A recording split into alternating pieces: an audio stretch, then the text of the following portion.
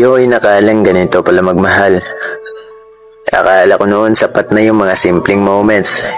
Yung tawanan, kwentuhan, at lambingan. Akala ko yun na yun eh. Pero dumating ka. At doon ko lang naiintindihan na ang totoong pagmamahal, hindi palaging magaan. Minsan mabigat, minsan magulo, pero laging totoo.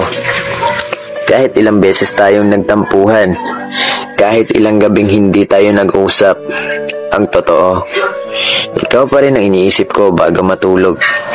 At ikaw pa rin ang gusto kong kasama sa pagising. Hindi ko hinahanap yung perfect na relasyon.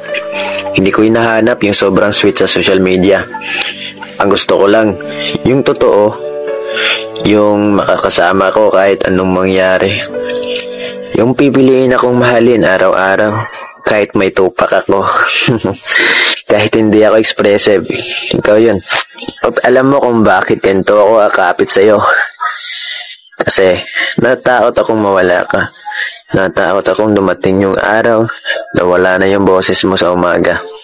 Wala na yung ingat ka ha. Wala na yung mga simpleng yakap na ang lakas-lakas ng tama sa puso ko. Ayoko nun. Kasi to be honest, hindi ko kaya mabuhay sa mundong wala ka. I can never imagine a life without you. Sa gulo ng lahat, ikaw yung kalma ko. Ikaw yung pauwi ko.